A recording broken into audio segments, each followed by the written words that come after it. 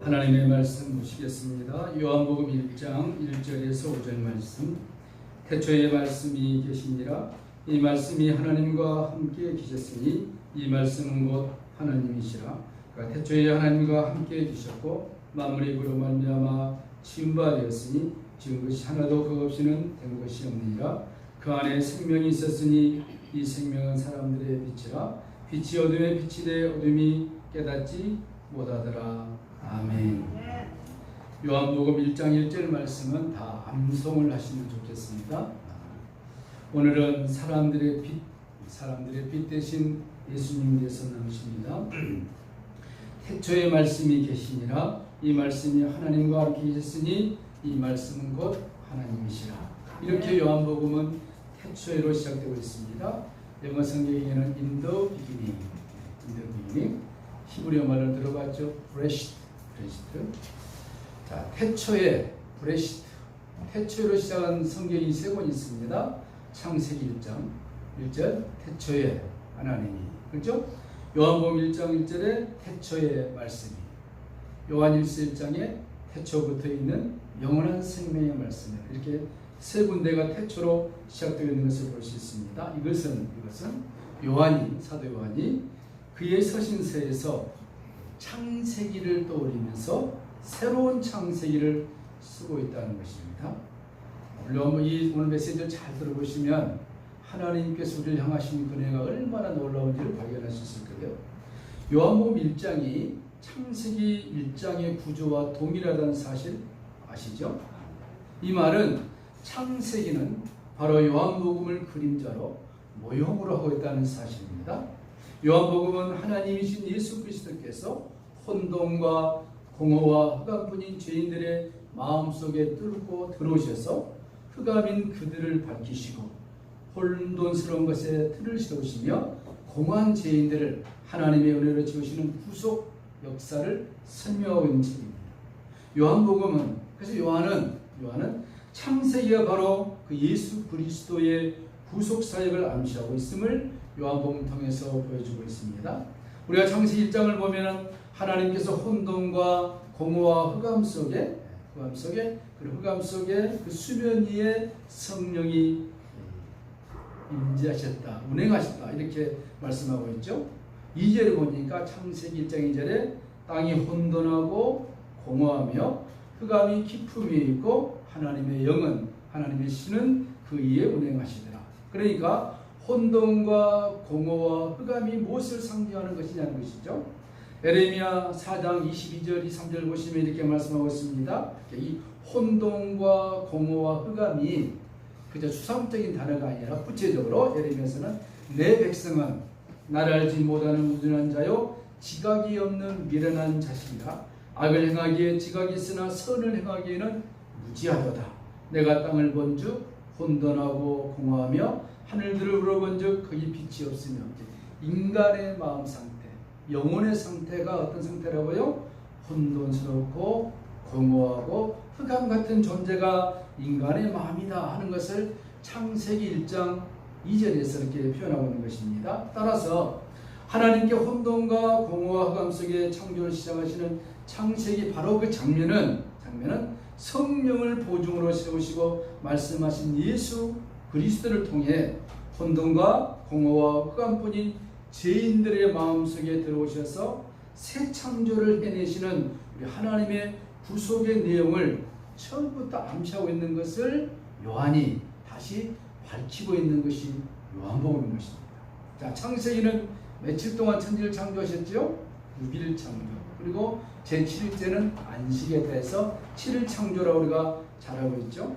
그래서 요한복음에도 창세기처럼 우리 지난 시간에 공부했었죠. 몇 가지 비유가 나온다고 해 기적이 7가지 기적이 나오죠.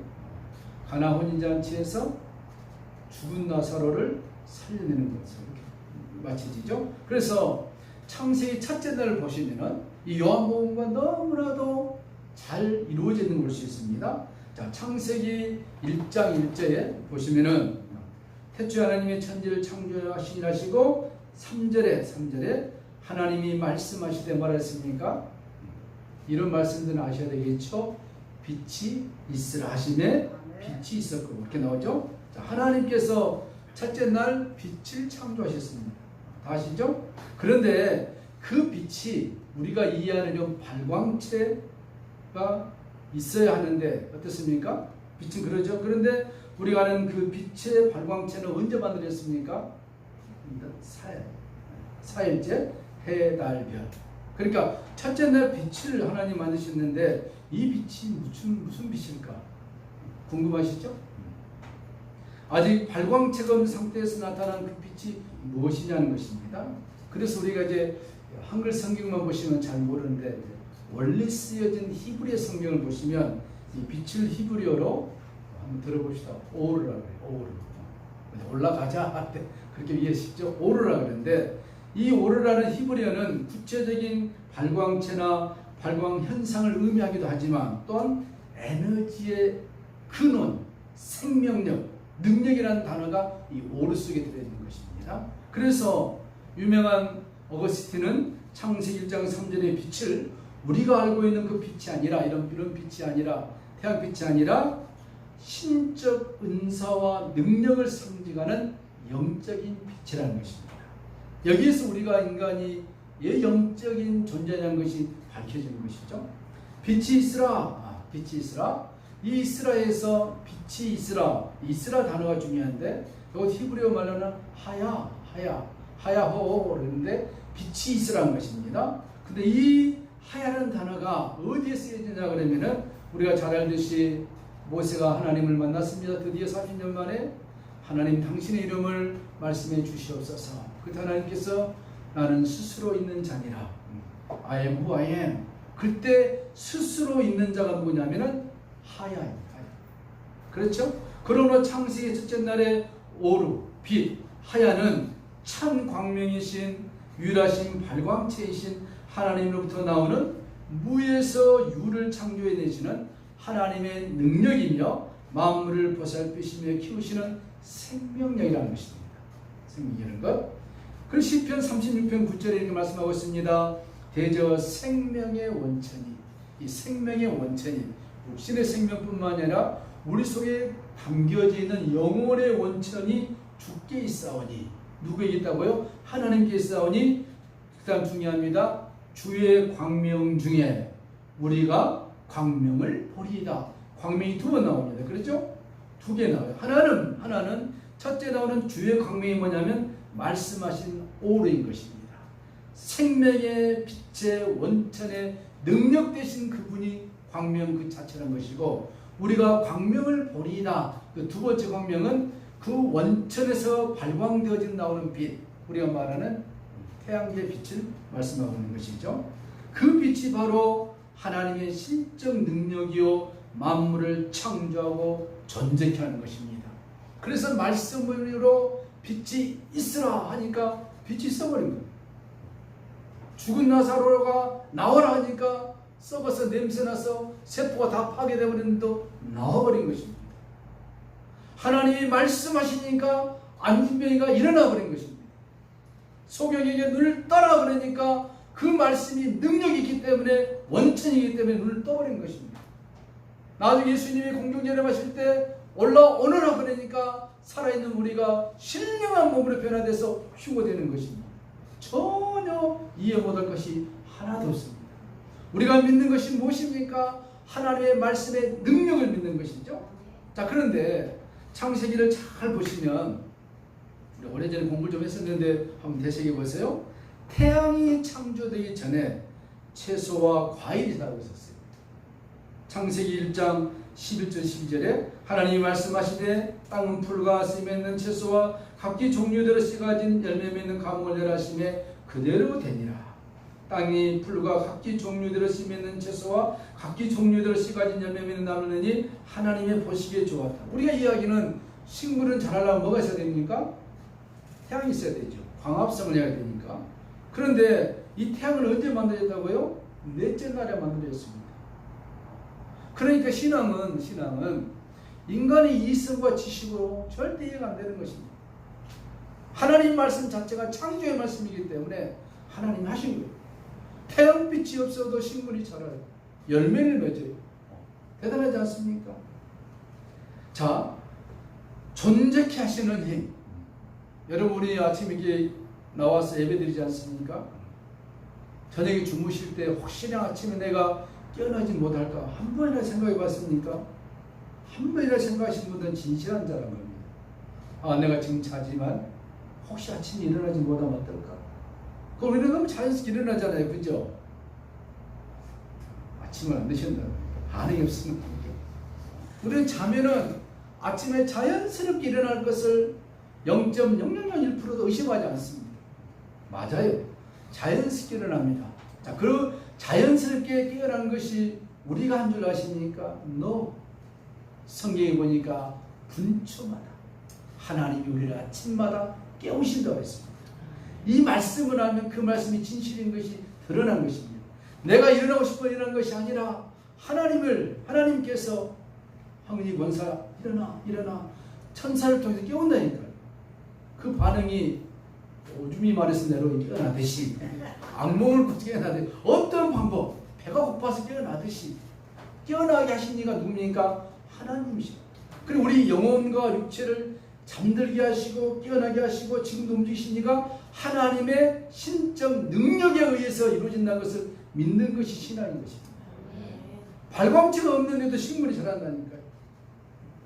하나님의 진짜 빛, 감춰진 빛, 생물을 생동케 하시고 우리를 살게 하시고 우리 영혼과 육체를 살게 하신 그 하나님이 하나님의 그 능력과 신적 권능과 다른 말로 하면 하나님으로부터 오는 생명력, 그 에너지, 그것으로 인해서 우리가 살고 있는 것입니다. 맛있는 걸 밥을 먹고 홍삼을 먹고 육체에 도움이 되겠죠.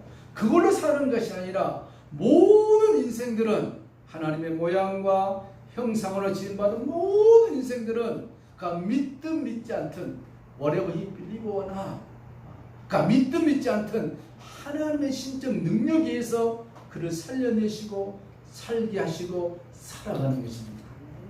이걸 인정을 하셔야 돼요. 그게 신앙인 것입니다. 이제 하나님의 전지전능하신 능력으로 어떠한 일이 일어날 것이다 하는 그 표효가 그렇게 하나님이 무슨 일을 할 것이라는 것, 그 능력이 밤과 낮을 갈라서 밤에 속한 자들을 하나님이 영원한 어둠으로 몰아내시고 낮에 속한 자들을 건져내 주시겠다. 그것이 요한복음 통해서 요한이 이제 하나 둘씩 풀어나가는 것입니다. 그래서 빛이 있으라 하신 그곳에 어둠이 함께 공존하도록 하신 것입니다. 여러분, 빛, 어둠. 그럼 우리는 탁 머릿속에 떠오르는 게 뭡니까? 빛 그러면 요거 태양빛 밝음, 어둠 그러면 캄캄한. 물론 맞습니다. 그러나 성경은 뭘 얘기하면 빛 그러면 씁니까? 하나님의 능력. 어둠 그러면 어둠의 권세. 이렇게 보시고 성경을 들어가야 된다는 것이죠.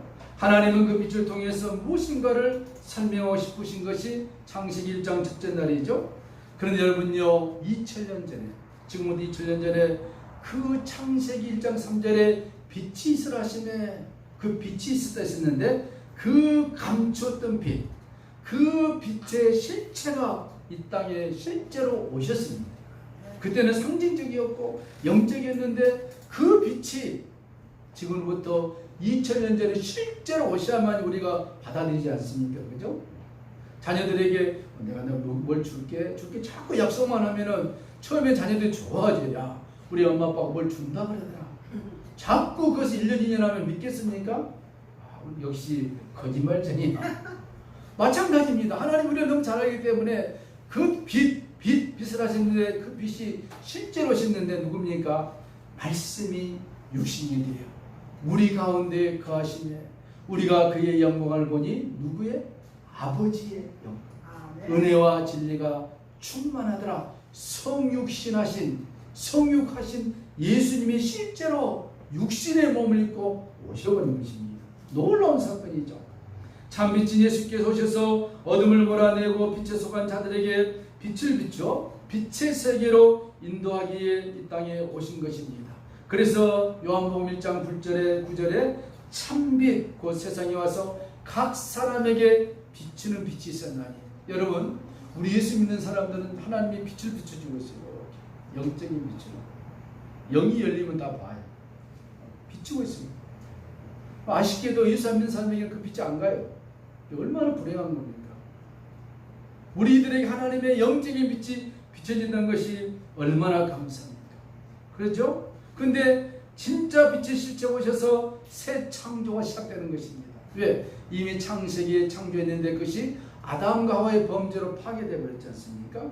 그래서 새 창조의 완성은 언제 되느냐? 요한계시록 22장 5절에 다시 밤이 없겠고, 이렇게 다시 밤이 없단 말이 우리 생각하면 24시간의 밤, 이 생각은 그게 아니고 어둠의 영이 없애버린 것입니다. 등불과 햇빛이 쓸데없으니 이는 주 하나님이 저희들에게 빛이심이라 제가 세세토록 왕노릇 하리로다 하면서 완전하게 새 창조가 완성이 되는 것이 요한계시록에서 나타납니다. 언제요? 예수님이 재림하시고 하나님의 천지 창조는 밤을 몰아내고 영원히 꺼지지 않는 참 빛이신 하나님의 빛으로 가득 찬 하나님 나라의 창조를 향해 지금 가고 있는 것입니다. 그래서 요한복음의 첫째 날에 바로 그 참빛인 예수 그리스도를 세례 요한이 증거하는데 요한복음 1장 6절 10절에 하나님께서 보내신 받은 사람이 있으니 이름은 요한이라 저가 증거하러 왔으니 그 빛에 대하여 증거하고 모든 사람으로 자기를 인하여 믿게 하려 함이라. 그는 이 빛이 아니요 이 빛에 대하여 증거한 자라.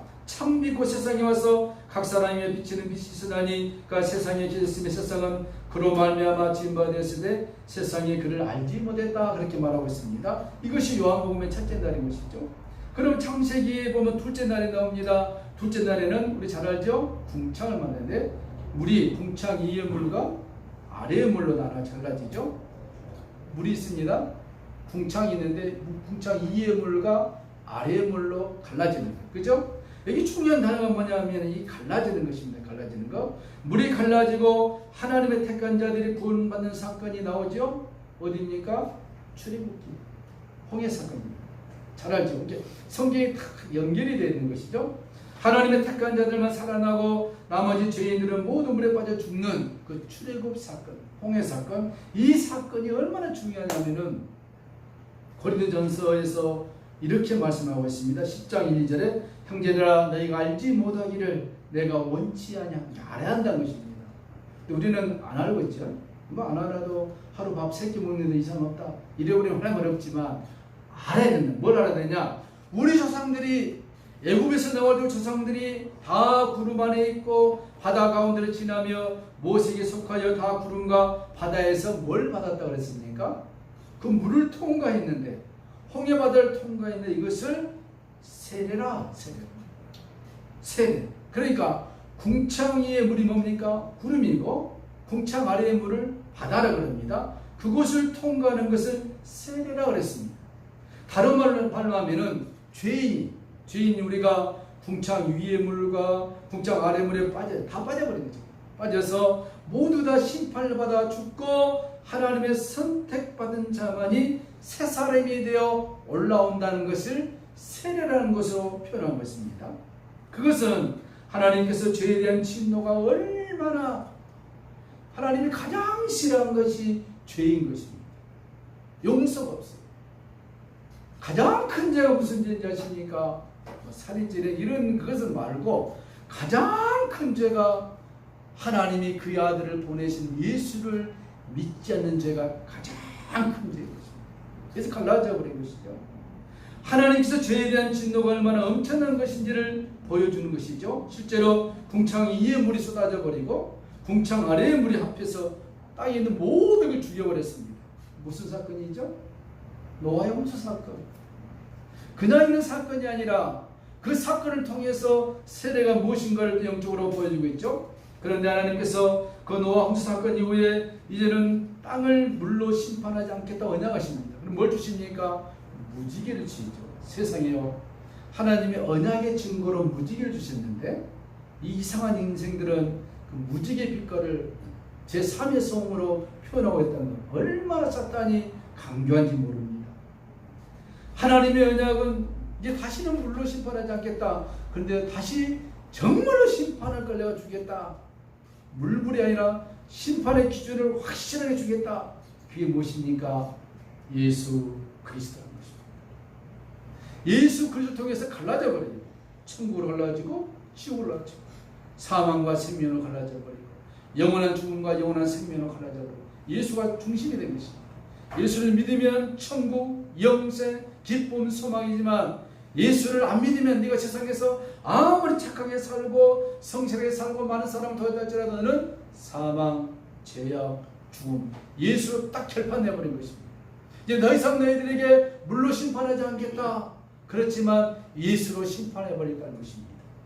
그게 요한복음 보시면은 아들을 믿는 자에게 영생의 권세를 주시고 아들을 믿지 않는 자에게 사망이라는 것입니다. 무서운 선포죠. 이 무서운 선포를 사람들은 잘 받아들이지 않는 안타까움이 있습니다. 하나님은 예수 그리스도께서 궁창 위의 물과 궁창 아래의 물을 쏟아 부어서 그를 심판하시고 그 안에 들어있는 자들은 모두 살려내기 원하십니다. 뭘로 통해서? 예수 그리스도를 통해서. 이것이 고린도전서가 홍해 사건을 이스라엘의 구름과 바다에서 모세에게 속하여 세를 받았다라고 진술하고 있는 것이죠. 바로 그 홍해 사건과 노아의 방주 사건을 종합해서 바로 예수 그리스도를 믿는 세례 사건으로 말씀하고 있는 것입니다. 그러므로 예수님의 세례는 예수님이 세례를 받을 필요가 없는데 요한에게 세례를 받은 것은 예수님 자신이 죄인된 우리와 연합을 하겠다는 사건이죠. 그래서 그 죄를 예수님이 다 짊어지시고 골고다로 향해 가시는 것입니다. 그 죄를 누군가를 해결하기 때문에 그 죄를 해결할 유일한 길은 예수님이 인생의 모든 죄, 오고 가는 인생의 모든 죄를 짊어지시고 십자가에서 클리어 해결해 버리는 것입니다. 할렐루야. 이게 십자가의 사건인 것이죠. 요한복음 1장 29절에 그래서 세례 요한이 그 예수님을 보시고 보라 세상 죄를 지고 가는 하나님의 어린 양이로다. 눈물 나올 일이죠. 요한이 요단강에 세례를 푸는데 예수님이 그 앞으로 오십니다. 세례를 풀 전에 성령에게 말합니다. 내가 어떤 사람이 올 테인데 세례를 풀 때 하늘이 열리고 성령이 비둘기같이 세례받은 자 그에게 말 것이다. 그리고 동시에 요한이 듣습니다. 음성이 들립니다. 이는 내 사랑하는 아들이다. 그걸 보고 요한이 예수에게 세례를 베푸니 그 현상이 나타납니다. 요한이 감격합니다. 보라 세상 죄를 지고 가는 하나님의 어린 양이로다. 믿습니까? 그 예수님이 인류의 모든 죄를 지시고 십자가에서 우리의 죄를 해결해 버렸다는 사실입니다. 마가복음 10장 38절에 예수님께서 가라사대 너희 구하는 것을 너희가 알지 못하노다. 너희가 나의 마시는 잔을 마시며 나의 받는 세례를 받을 수 있느냐. 여러분 그렇습니다. 내가 마시는 잔을 마시며 내가 받는 세례, 예수님이 그 받는 세례는 불세례요, 지옥의 세례요, 저주의 세례요, 공포의 세례요, 사망의 세례요, 죽음의 세례를 주님이 다 받아버리신 것입니다. 해결해 버리신 거예요.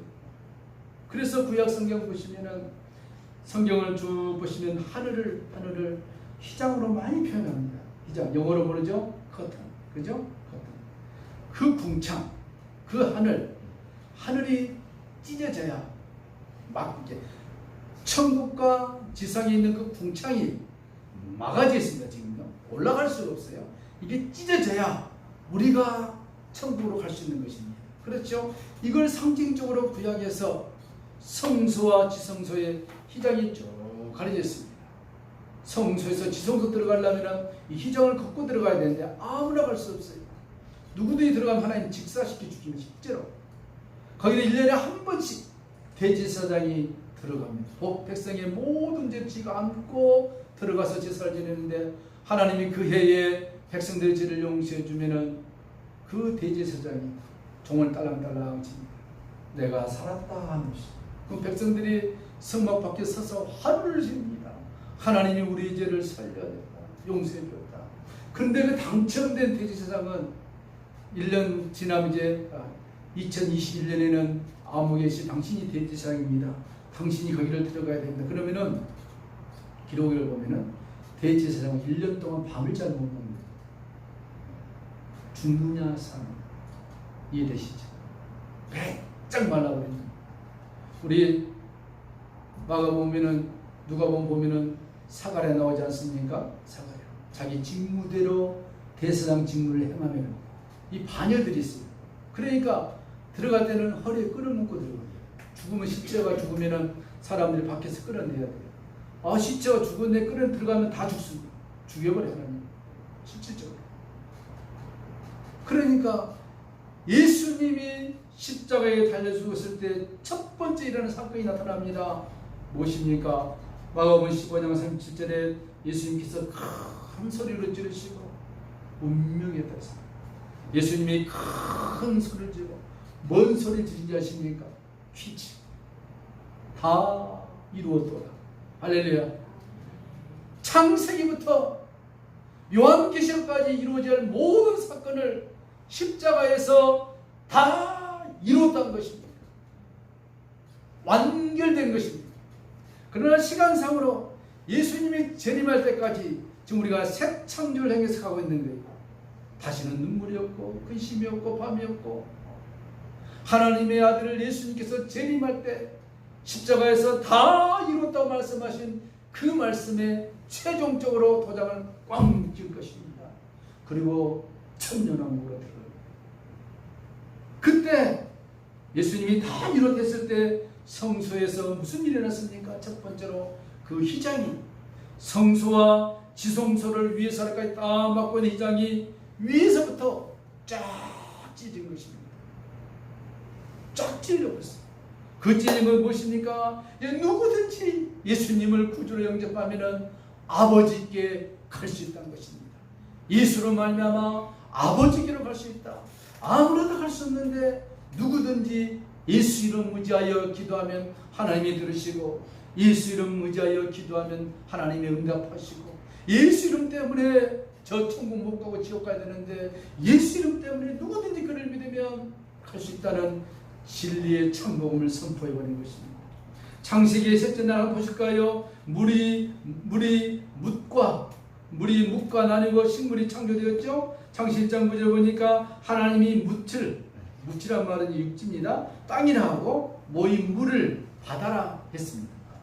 묵을 땅이라 하고 물을 받아라 했다 했는데, 보통 여러분 성경에서 바다 그러면 악을 상징합니다.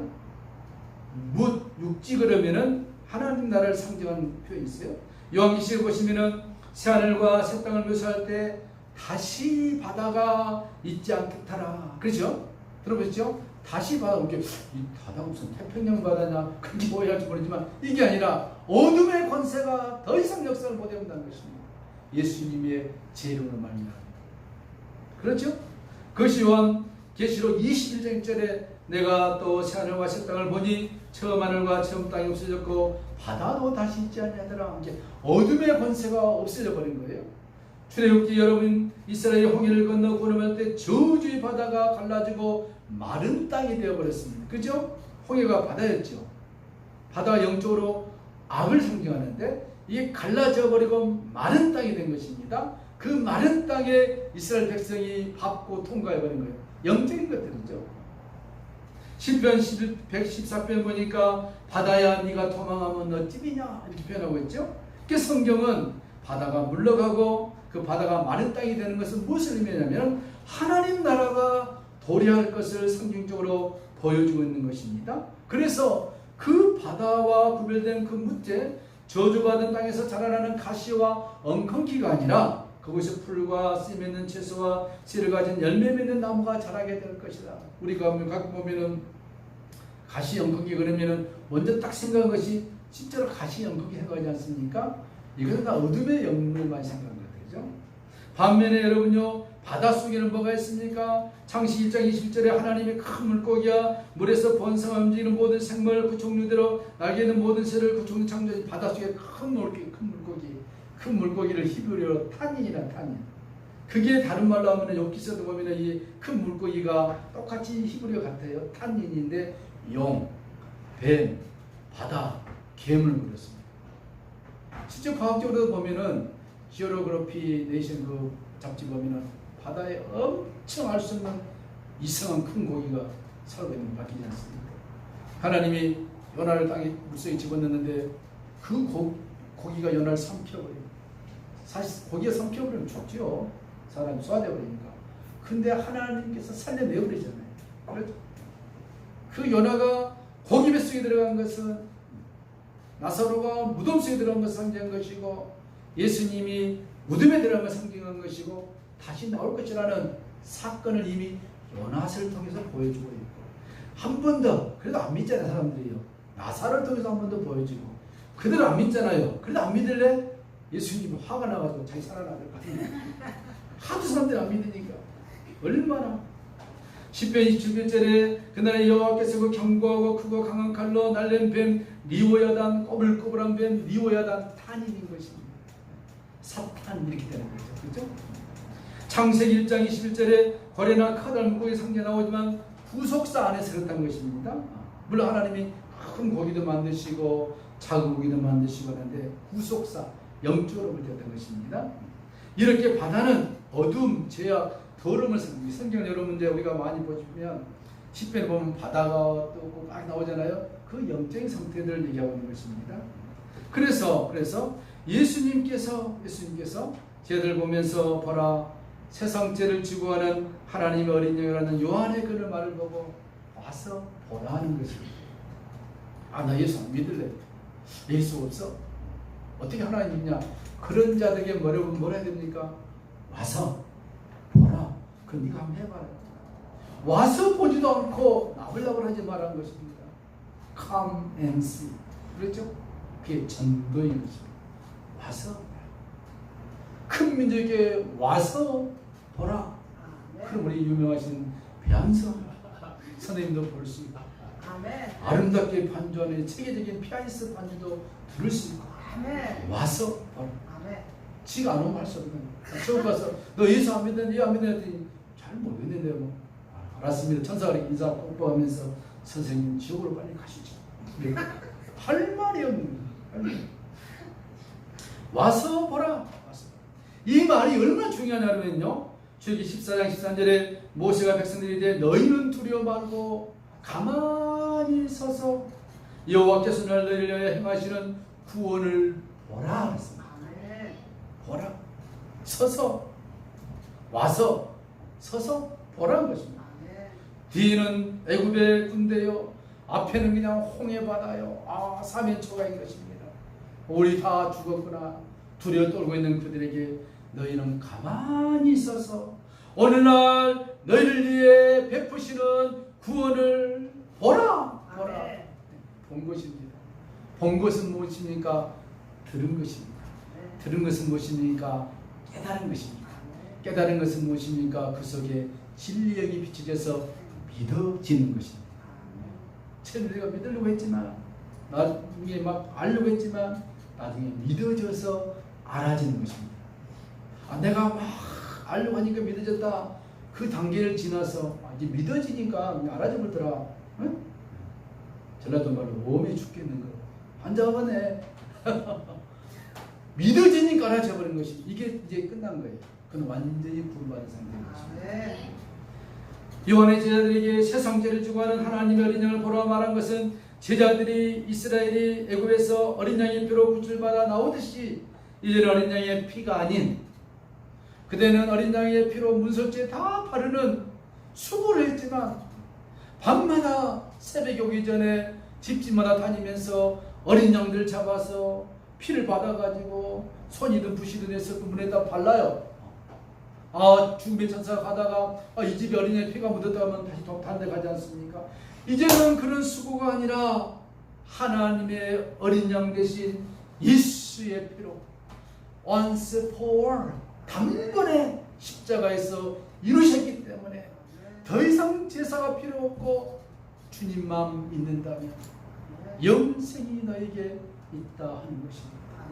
할렐루야. 설교가 좀 길어지는데 조금만 더 참으시면 좋겠습니다. 카멘시 와서 보라는 것입니다. 그런데 성경 나중에 보겠습니다만은 요한이 뜬금없이 거기다 시간을 제시합니다.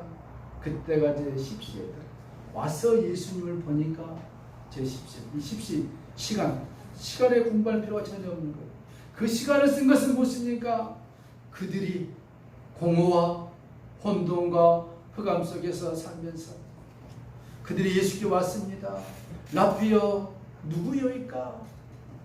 그들 앞에 서 있는 예수 앞에서 자신의 정체성을 발견하기보다는 이 예수를 통해서 또 다른 무슨 학식적인 것, 영적인 것을 구할까? 지적인 호기심에 왔지만 예수님은 그것이 아니라 성경이 그들에게 무엇을 요구하느냐? 예수 앞에 왔을 때 무릎을 꿇으라는 것입니다. 그 무릎을 꿇은 것이 무엇이냐? 나는 죄인이었습니다. 십자가 밑에 와서 네가 누구냐를 발견하는 것입니다. 오, 그렇습니다. 주님, 나는 죄인이다. 주님의 십자가 내 없이는 살 수 없습니다. 그 고백을 한다면 주님이 두 발을 벌려 너는 나의 택한 백성이다. 아멘. 그리고 그때가 제 십시라고 말했는데 그 십시가 예수 그리스도와 함께 거하게 된 그때가 너희들의 인생이 완전히 바뀌었다는 것 제자들에게 말씀해 주고 있는 것입니다. 그것은 제자들뿐만 아니라 우리들에게도 예수를 만난 그 시간 그때가 내 인생의 새로운 출발이라는 것입니다. 예수님과 함께 거하며 그분의 말씀을 듣고 그분을 본 자들이 그분이 메시아임을 알게 된 것입니다. 우리가 메시아를 만났다라고 요한복음에 기록하고 있는 것입니다. 그러므로 요한은 창세기의 셋째 날처럼 무지의 바다, 쥐약의 바다, 저주의 바다가 물러가고 가시와 크기가 아닌 씀에 있는 채소와 과실나무가 자라나는 마른 땅이 드러나는 사건, 하나님 나라의 회복은 세상죄를 주고 하시는 하나님의 어린 양이신 예수를 만나 그분과 함께 거하며 그분을 듣고 그분을 만나고 그분을 보면서 이것이 나의 새로운 삶으로 변화되었다고 고백하는 것, 셋째 날의 사건이라는 것입니다. 그리고 마지막으로 그 혼돈을 질서를 잡아 이제 틀을 만들었습니다. 첫째 날, 둘째 날, 셋째 날 틀을 만들지 않았습니까? 거기다 채우시는 거예요. 채우는 겁니다. 다시 말씀드리면 첫째 날 만든 공허에다가 하나님이 넷째 날 해달별을 채우신 것입니다. 우주에다가 채운 해달별들.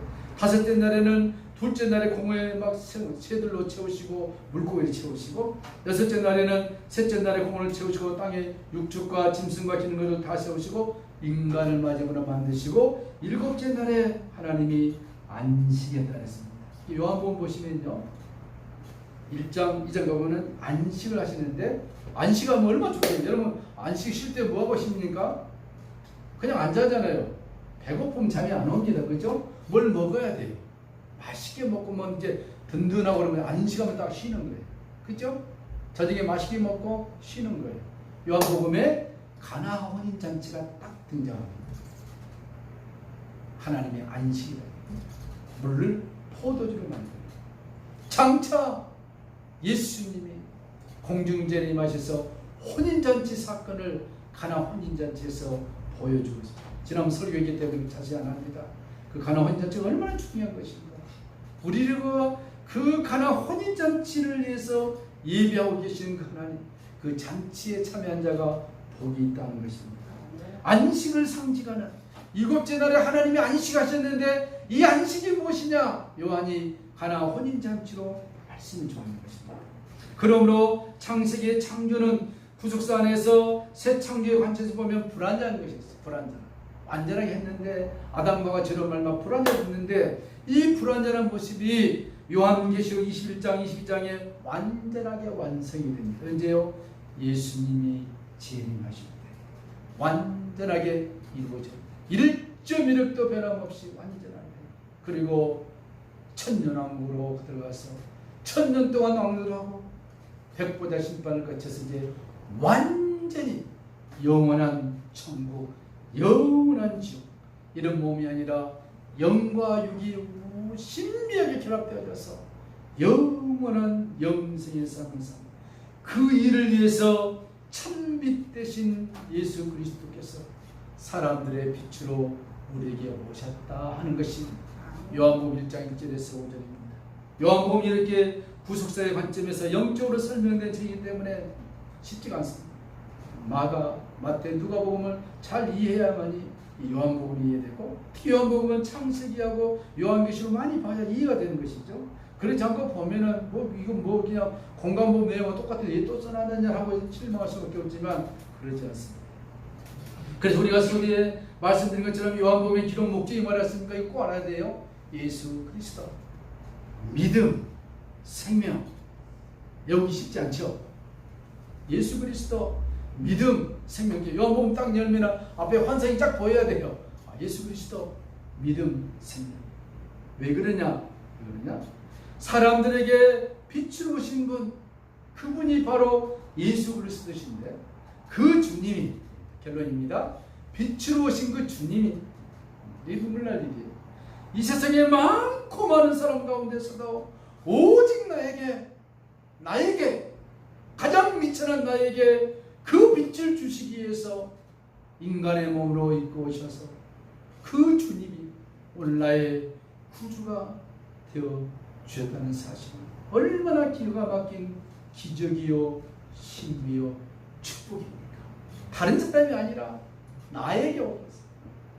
김동경 목사, 너 하나를 위해서 내가 창세기에 창조를 했고 그 안에 빛이라 있을 빛이 실제적으로 육신의 몸을 입고 오셔서 십자가에 달려 죽으심으로 그 빛에 참된 원천이 매일매일 너에게 발산되어 있고, 너는 나에게 속한 자요, 너의 이름을 나의 손바닥에 새겼고 나는 내 것이라. 이 땅에 사는 것이 힘들고 어렵느냐? 내가 다 안다.